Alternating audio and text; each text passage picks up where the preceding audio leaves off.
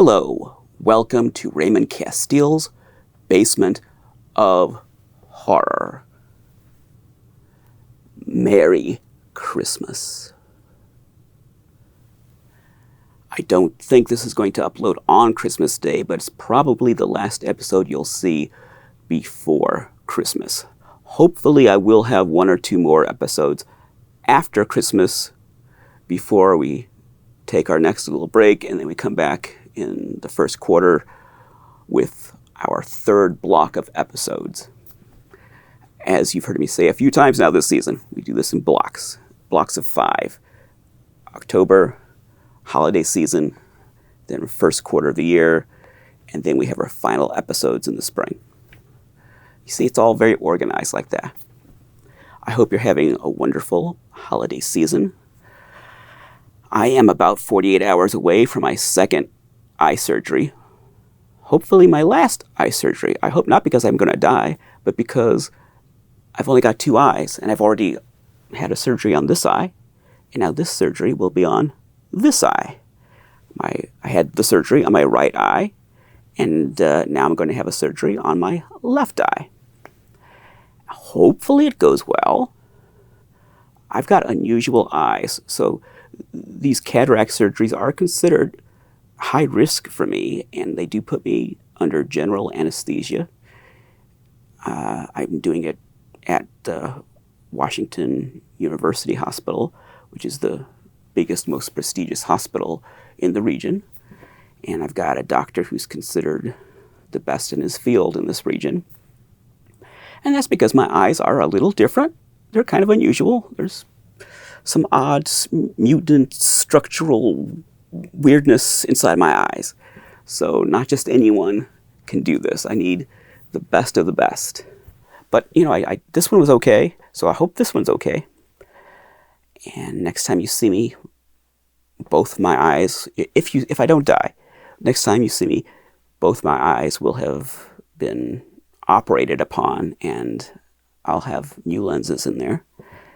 And hopefully I'll have good vision for the rest of my life, because my vision was very poor. In my right eye, I had 20/250. Not 20/20, 20/250. That was the vision in my right eye. Now it's 20/20. So hopefully it'll be 20/20 in this eye, I hope. And I'll be able to see. You just have been going through my whole life without being able to see. I just kind of pretend I could drive a car, but I can't see. It's like the Terminator. He can't really see anything. He just sort of, he has like heat signatures and things. That's the way it is when I drive. Like, I can't really see anything. I just have like heat signatures. But now I can see. Now I can see, at least out of this eye. And soon out of this eye. So that's what's happening in the next couple days. And that's the next step in my holiday season. But that's all in the past for you. By the time you see this, that's all in the past.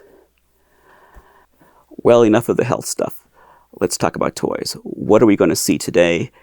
Something very special. You know, every holiday season, I bring out a battery-operated robotic toy.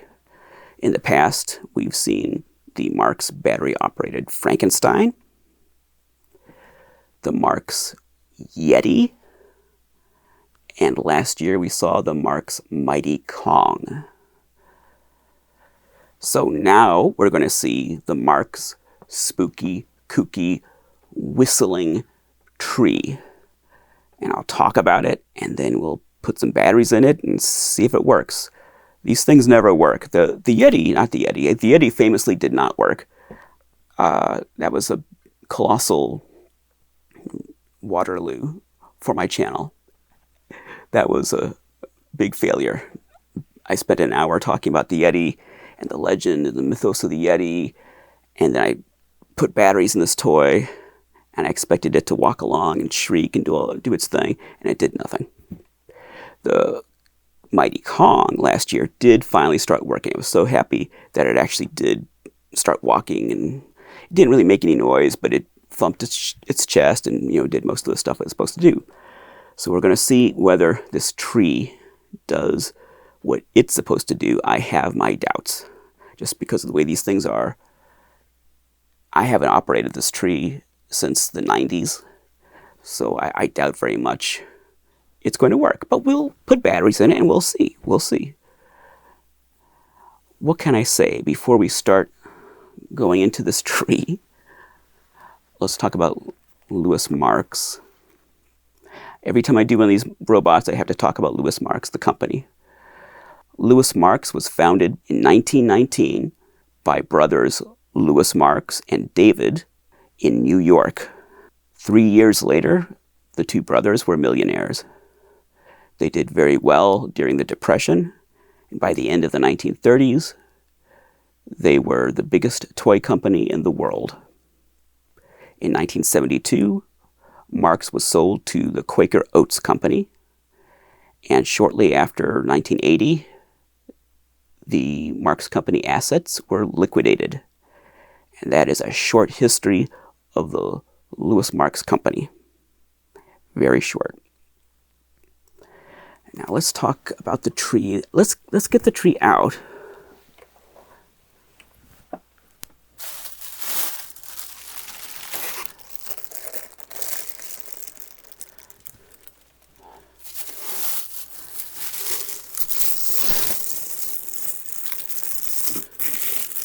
Hello.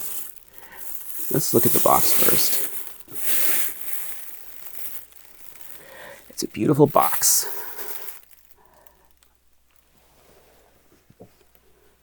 It's a big box. You have to go way back so you can see it all.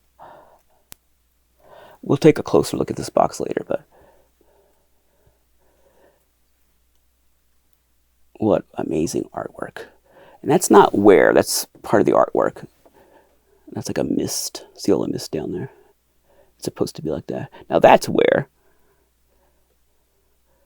But that wear is important. I want that wear. It's important because we're going to talk about that, the box wear, the surface wear. Let's talk about it. I like the wear on this box. All right, now let's look at the tree itself. The tree of life.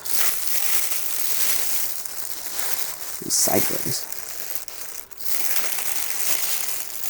He's very fragile, so I've got to be very careful. I hope I don't unveil him and find that his nose has fallen off or whatever. The leaves have fallen off. Was he in one piece?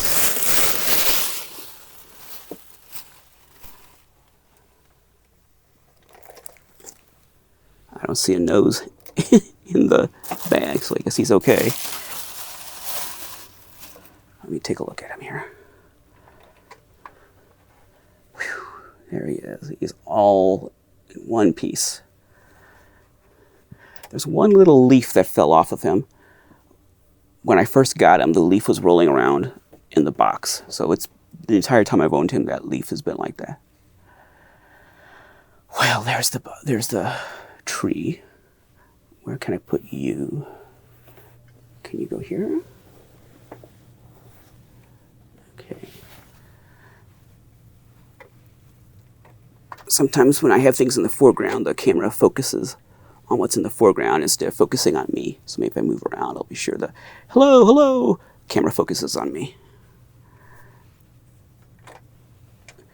And if it focuses on what's in the foreground, then you know, how much did you pay to watch this? Just think of that. Ah! There's my buddy. Kooky Spooky Whistling Tree. This is known as the fall version. There's a spring and a fall. There's cute little leaves. Very fragile. Everything on this is so fragile. Gosh. I'm surprised he's still in one piece.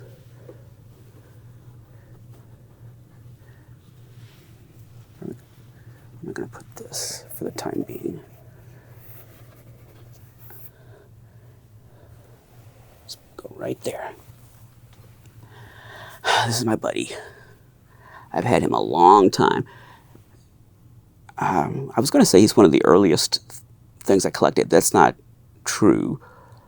that Yeti, the Marx Yeti that we saw a couple of years ago, that was one of the first major items I collected within a couple of years of starting collecting, because I was really focused on getting that Yeti, just like I was really focused on a carded Azrakhanway creature. There were certain items when I started collecting in 1989. There was a handful of items like, these are my focus pieces. I want to zero in and get these. And I got that carded creature in 1993, so it took 4 years. And I think the Yeti, I want to say he came after that, but I could be wrong. But it was around that time. So those were two items that I really zeroed in on. And this was another one that I was zeroing in on, but he took a little bit longer. But I finally did get him in the 90s. It didn't take that long, because I was obsessed with getting these things. And there are some things I wanted, like a set of carded color forms outer spacemen that I never did get. That eluded me and will always elude me, because back then you could get a carded set of those for $1,000. And I tried to get several times to get a carded set of the outer spacemen, and I just couldn't. And so now, I mean, some of those carded are like 4,000 or 5,000 for one. Yeah, so starting from zero and getting a carded set now is, forget, I've written that off. That's not happening. But so I was smart to figure out very quickly what I really wanted and go right for those things, because I couldn't get them now. I couldn't get this now. There's a lot of things that I got back then I couldn't get now. So I had the right idea. And I'd say if you're just starting to collect, yes, on one hand, know your budget, start small, build up, but have some aspirational pieces in mind. Hopefully you know what you're doing, you know what you want. You're not just floating out there, you don't know what you're collecting, you don't know what genre, you don't know what toys. Hopefully you've got some aspirations, or you wouldn't be collecting in the first place. Have some aspirational pieces and have like 2 tiers. Have the start slow, work your way up tier category of toys, but then have your aspirational holy grails. And if you get one of those the first week you start collecting, do it. So be it. I mean, one of the very first things I bought when I started collecting, like weeks after I started collecting, were carded Lincoln monsters. I mean, that's that quickly, because I knew exactly what I wanted. Just zoop, went right in there and got them. Not the whole set, but a Frankenstein and a Dracula on cards. So that really was within weeks of starting as a toy collector. I went from not knowing what toy collecting even was, not knowing any of these things even existed, on cards, in boxes. I knew they existed when I was a child, but I didn't know they still existed in like new condition. I thought they were all broken and at the bottom of a toy box or sold in garage sales. I went from not knowing anything about toy collecting to having carded Lincoln monsters and boxed Mego superheroes and carded Azrakhanway monsters, and then later, not that much later, things like the boxed Marx Yeti and the Spooky Tree and Mighty Kong. So I went right for those things. I was making like $40 a week at the time, and just putting every dime I had into toy collecting. I was just barely out of my teens, and I had just graduated high school. It was the summer between high school and college. I just went right for certain things. So on the one hand, know your limitations, start small. On the other hand, have some aspirational items and don't wait too long, because, see, I'm finally getting to the point. If you wait too long, you will never get them. Unless you're really lucky and you make a lot of money and you have a lot of resources. If you wait too long, they're just going to get more expensive. That $500 toy will be $5,000 or $10,000, and you'll never own it. So if there are some things you really, really, really, really, really want, get them if you can. Get them early. Have like different tiers. Have like the top Holy Grail stuff you really want, like a top 10, and then another layer of Holy Grails. If it takes you 10, 20 years, okay. But then have a top layer where like you just got to get them. Whatever happens, you've got to get them. So this was one of those. So I got this pretty early in my collecting career, and I knew from day one, almost the week I started collecting, that I wanted this toy. And I got him. Now, I see I'm talking personal stuff instead of talking about the toy. Let's talk about this toy a little bit. It's battery operated, but it's not remote control. Like the Yeti, the Kong, the Frankenstein.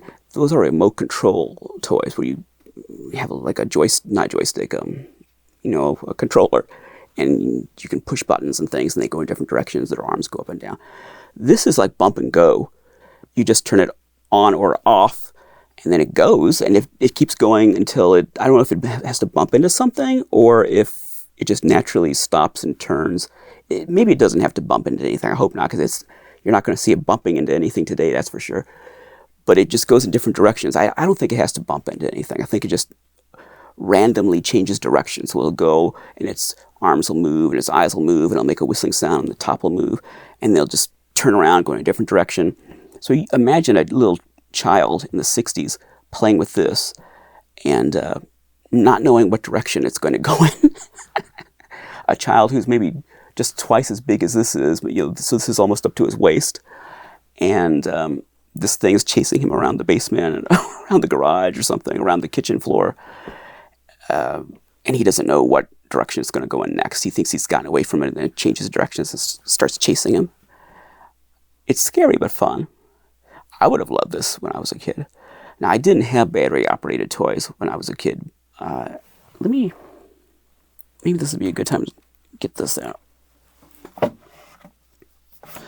I'm starting to cover ground I covered in this. So this is Brian Heiler's Toy Ventures magazine. And this is issue 9. I wrote a story on this tree for this magazine. And in this story, I'm much more eloquent than I'm going to be, as you've found out already, I'm much more eloquent in this magazine article than I am going to be in this video. I was looking at this article earlier thinking, my gosh, look at the vocabulary on that writer. Oh, wow. Look at those words I'm using. I'm going for a Pulitzer Prize with this article. But one of the things I say in this article is that my mom bought me a robot, like one of those astronaut robots with the face, like a human face, but it's a robot body, and the guns come out of the chest. I don't know who made it. I suspect Azraq Hamway made it, but I don't know. My mom bought that for me for my birthday, and I had a birthday party, and in the basement we had that robot. I opened it up, put batteries in it, and the robot started doing its thing. And me and the kids at the party started throwing blow-molded bowling balls for a kiddie bowling set at the robot, like asteroids, and immediately broke it. That poor robot didn't last 15 minutes out of the box. And that was the last battery-operated toy I ever had as a kid. Now, my brother might have had some cars or something, but I never had any more robots. And they didn't make stuff like this when I was a kid. They had some robots like that one, the astronaut robot, and they had the Lost in Space robot, and not much else. That wasn't really a thing in the 70s. That was more of a 60s thing. This tree was probably made in 1962. I don't know if anyone knows for 100% sure when this tree was made. There's no date on the box, but it's generally accepted that it was made in 1962.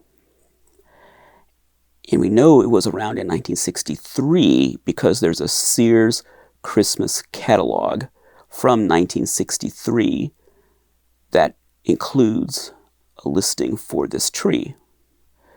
It shows the tree and Frankenstein and Mighty Kong and the Hooten Hollow Haunted House.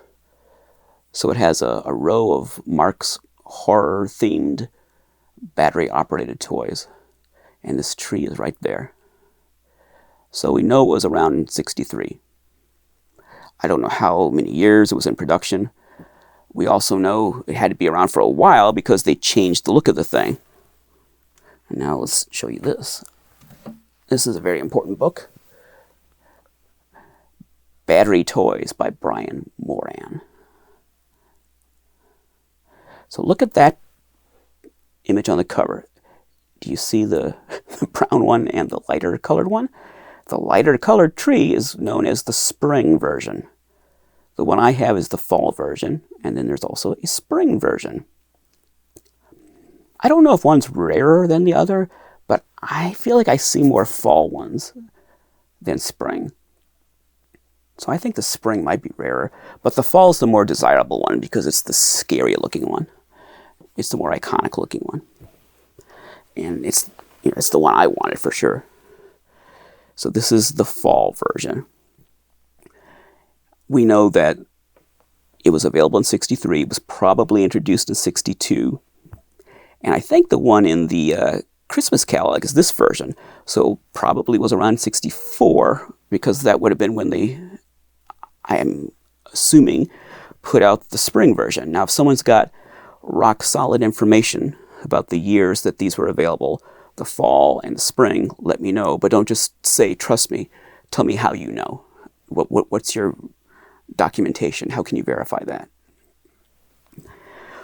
One thing I'm guilty of, but a lot of old-timer collectors are very guilty of, is they'll put information out there and it's just, trust me. You know, I've paid my dues. I've been collecting for 200 years, and if I say it's so, then by golly, it's so, and I don't need you young idiots to question what I say. Well, but there's no documentation. How do you know this? It's like Forrest Ackerman talking about Lon Chaney's 200-pound hunchback hump. There's no verification, and later we find that a lot of things that were thought to be true once upon a time were not true. And that's the way it is in toy collecting. There's a lot of stuff that some of the old-timers in the 80s and 90s used to accept as gospel that we know is not quite right. So if you've got information that's solid information where you can tell me how you know, tell me what year was this introduced. I'm saying '62. Tell me if it's a different year, but tell me when was the spring version introduced. Because I'm contending that this is '62, '63, and the spring is '64, but I could be wrong. So if you know the real dates for sure, and you can show me how you know, like here's a Marx company catalog, and it says right here, or here's an advertisement dated, and here's the spring one in '68 or something, who knows? Well, then let me know. I'm just telling you what I think. This is made of aluminum, I think. I mean, it's tin, lithographed tin, and the arms and the nose are plastic, and the leaves are plastic, but they're a weird kind of material. I'm always worried if they're going to break, because there's something strange about this plastic material. When you touch it, it's like a vinyl or something. I feel like I'm hogging this up. You want to see the toy, not me. So let's see this guy. Those eyes move up and down. I don't know if they move side to side. I think they just move up and down. The mouth opens and closes. Look at his little tongue. Isn't he cute? That top moves around. You can see that. Well, maybe you can't. There's a mechanism in there. These decrepit arms sway side to side. Look at those arms like branches. And look at those mushrooms, moss, vines.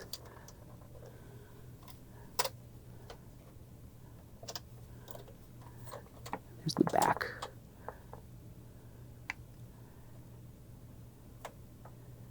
Look at all that beautiful artwork. He's something, isn't he? And it's not just like a smooth surface with all this printed on there. It's textured, see? All those details are embossed into the tin.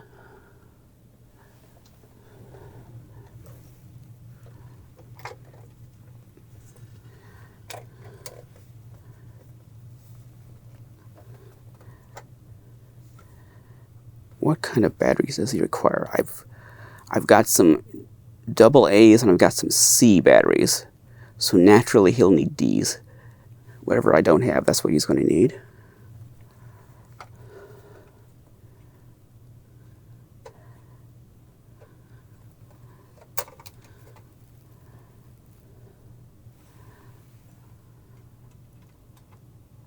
What is this? Well, that's the battery chamber.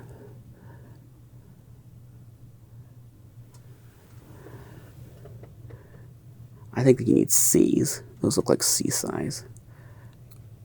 And D would be too big, so I do have C batteries.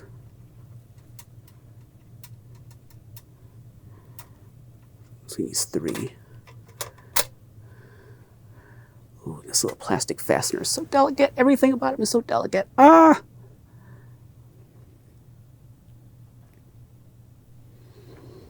Okay. You gotta drink when I say okay. He's my buddy. I've had him a long time. Where did this character come from? A lot of people compare him to the living haunted trees in The Wizard of Oz. And that probably is the inspiration for this toy, The Wizard of Oz trees. There was also, of course, the literary inspiration from Lord of the Rings, Treebeard and the Ints.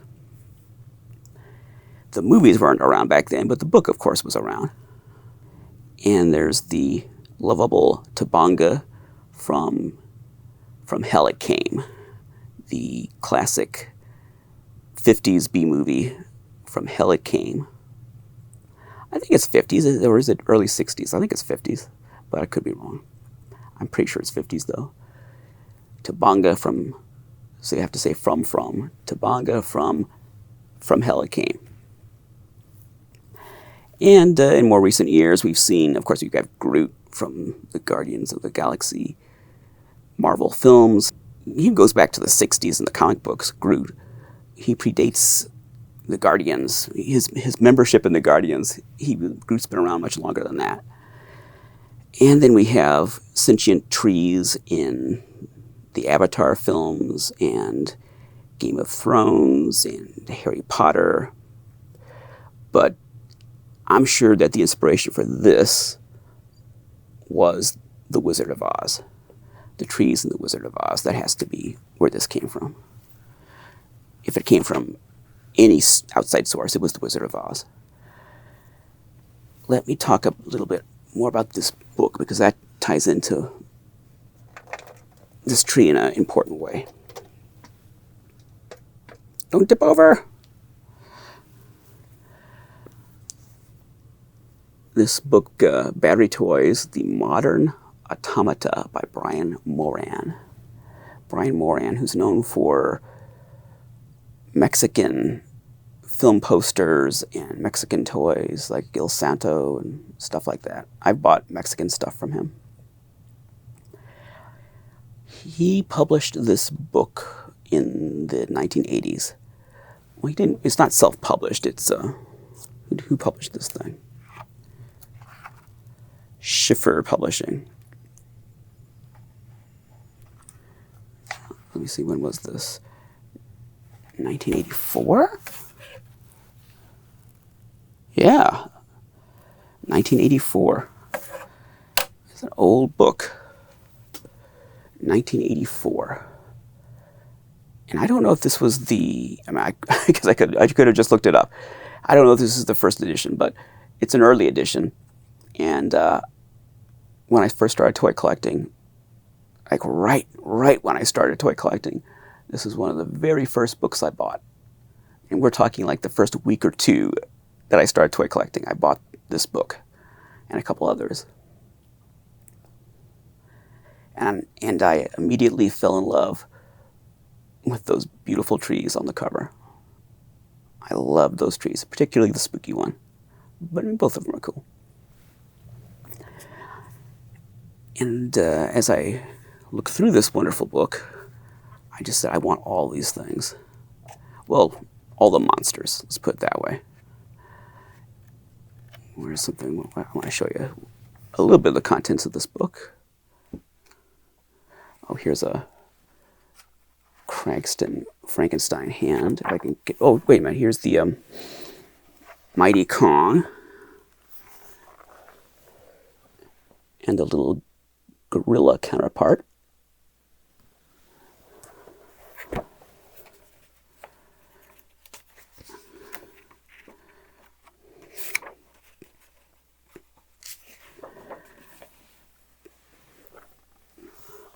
Hooten Hollow Haunted House box. Cragston Frankenstein hand box.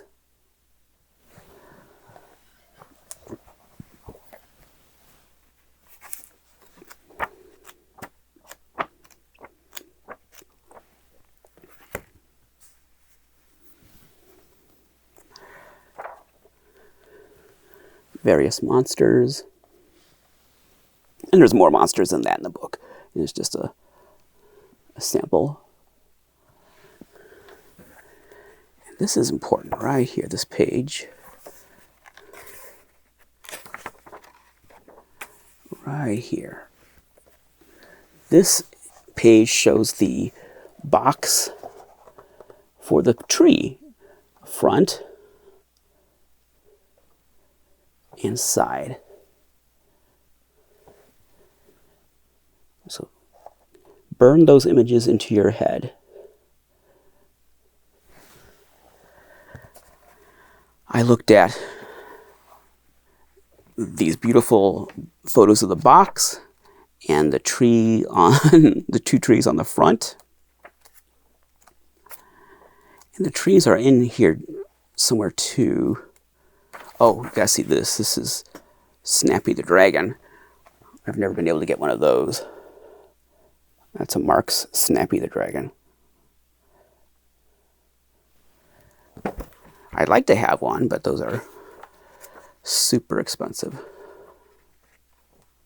Oh, here we go. Basically the same pictures on the cover. There's the trees inside the book.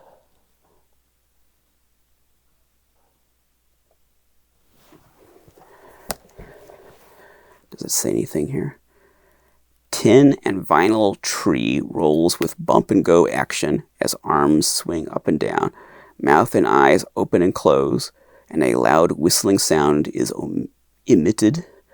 A fantastic toy, although I would imagine there were a few pairs of wet undies when these were first shown to impressionable youngsters. That's what it says about them. All right, this book was very influential to me when I was collecting, and I spent years staring at these trees on this cover and the box that you saw inside of here. Thinking one day, I'm going to have one of these trees. It had to be in a box, though. I wanted that beautiful box. And if you see my Coffin Joe, one of my Coffin Joe episodes when I talk about, I think it's the Collecting Coffin Joe episode, I had a book that was a collection of photography of underground art in Brazil during the 1960s and 70s. And it was like the underground art scene of filmmakers and artists and performance artists.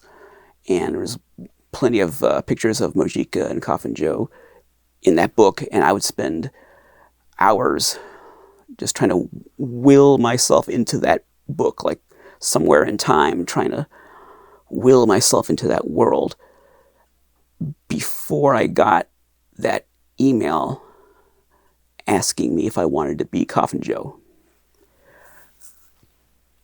I spent hours staring at this tree in this book. And then finally one day, through an eBay auction, in the early days of eBay, I got this tree. You say, oh, that's nice. What of it? Well, let's make sure he's stable. Let's look at this box again. Gotta be very careful with this box. I had to do a little bit of restoration. I didn't do it myself. I sent it to a studio to do it. But the nose on the tree poked a hole in the center of the box, so I had to have that restored. It wasn't like that when I bought it. That happened over time. So that's the only alteration that's been made to this box. Otherwise, and I particularly told them I do not want you to restore the entire box. They could have. I said, just restore where the nose poked a hole in the box. Fix that. Leave everything else alone. Because there was an important reason for that. Let's look again at this beautiful box. Look at all those little spots of wear. Not a minty box. Now let's look at the side. Whoa, look at that artwork. Look at that dreamscape. Isn't that something?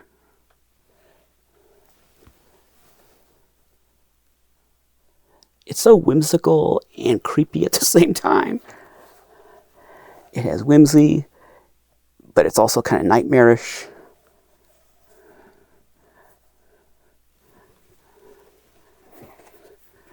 This side is just a repeat of the other side.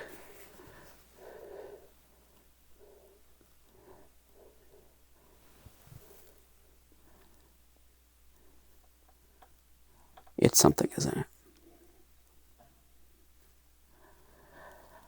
Okay. Got to drink when I say okay. I got this tree off eBay.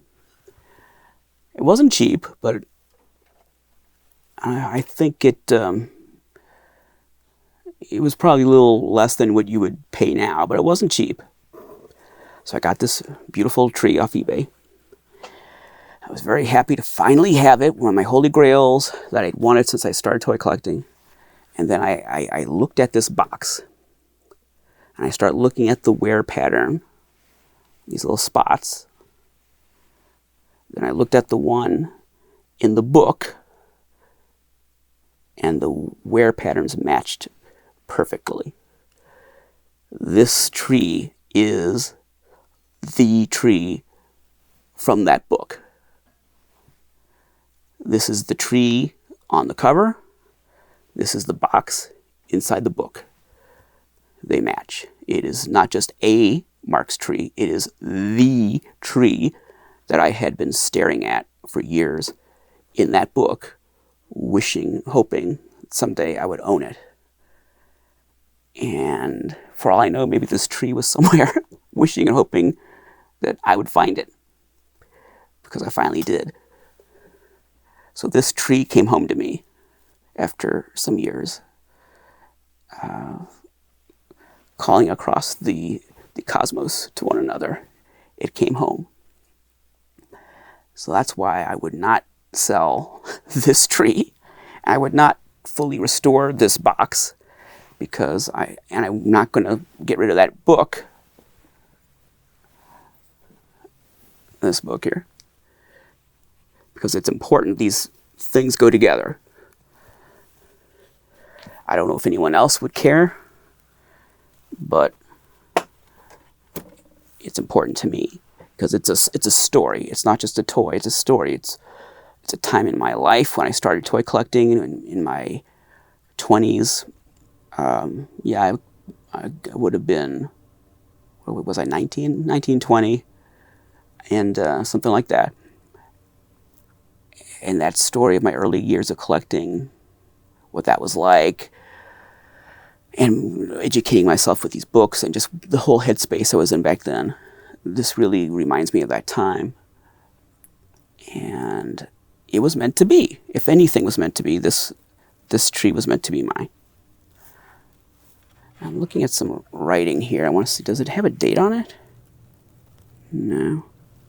It says made in Japan. Louis Marx Company, Inc. No date.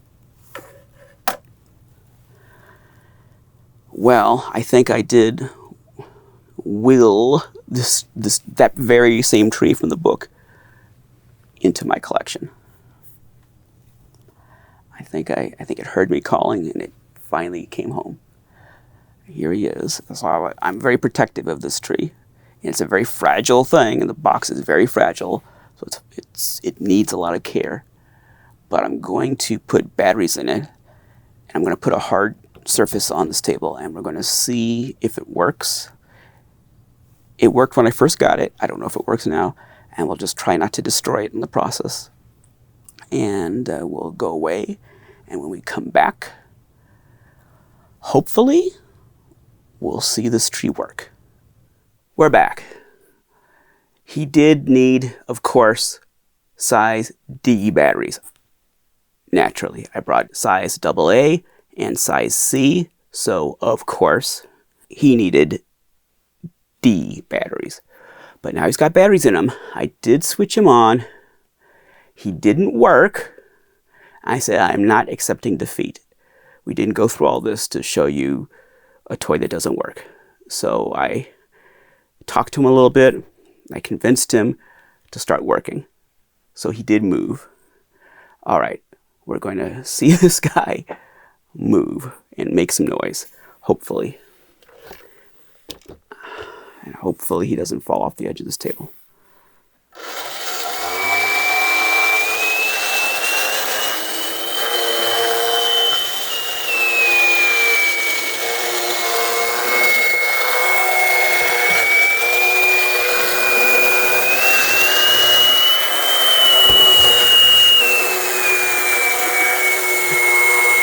Go that way.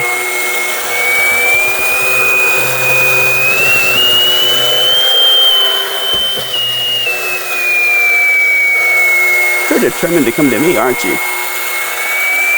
You want to come to Daddy.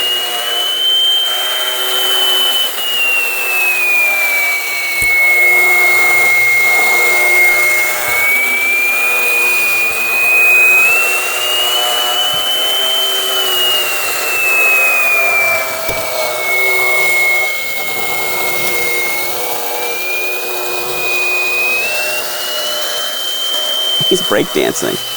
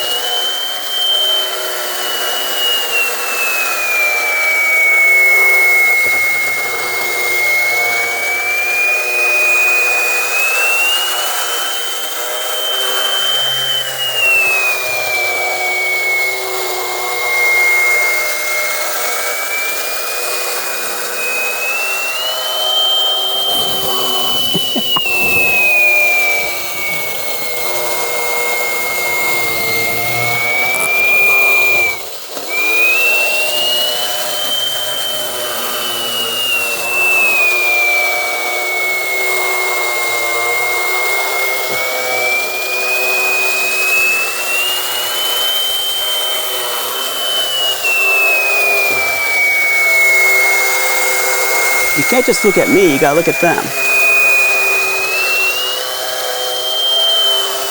Say hello to the people out there. There we go. All right.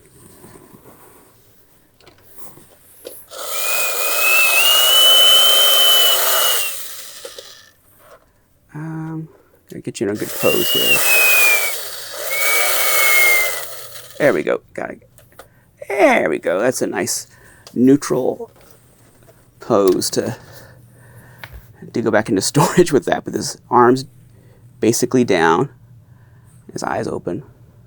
Perfect. Well, I don't store him in the box anymore anyway, so he should be fine. And his wheels are facing more or less forward so he won't tip over. There we go. That's good. You did good. Good job. I'm proud of you. Let's get your box out here one more time. Can we see these? Yeah. We got this. What's this camera seeing? There we go. That's good. Good picture on both cameras. That's it. The Marx Whistling. I think I was calling it the Spooky Kooky Whistling Tree. It's the Whistling Spooky Kooky Tree. Not the Spooky Kooky Whistling Tree. It's the Whistling Spooky Kooky Tree, right? Yeah, Whistling Spooky Kooky Tree. Battery operated. I never did read this stuff. Whistling sound, moving leaves, eyes move up and down, mouth opens and closes, arms move up and down. A marvelous mic action? A marvelous mic action. A marvelous mic action, okay. One of the many Marx toys. Do you have all of them? No, not yet. Whistling sound. Mouth opens and closes.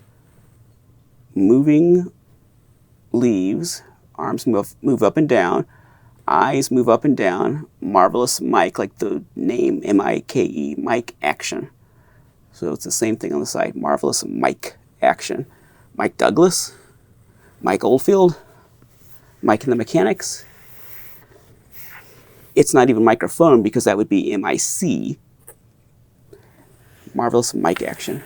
I don't know who Mike is, but he's marvelous. Well, this toy is marvelous. He's a good boy. And he's settled down into this very neutral position. And every time I look at him, I'm worried that something's going to go wrong.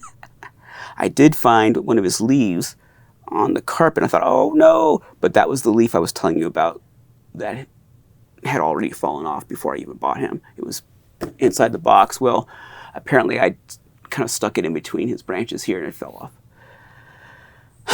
So he's fine. He's, so far at least, I don't know what will happen between now when I turn off the cameras, but he's survived this episode of Basement of Horror. It's incredible. I still have my spooky tree. You saw he just didn't want to go out there to you guys. He wanted to stay near me. He kept turning around to me and say, hey, what's going on? No, go out, say hello to the people. No, I'm coming back to you. No, turn back around, go over there. But he got over his shyness finally. He got out there. I don't know what else to tell you except Merry Christmas. Have a Merry Christmas and a Happy New Year.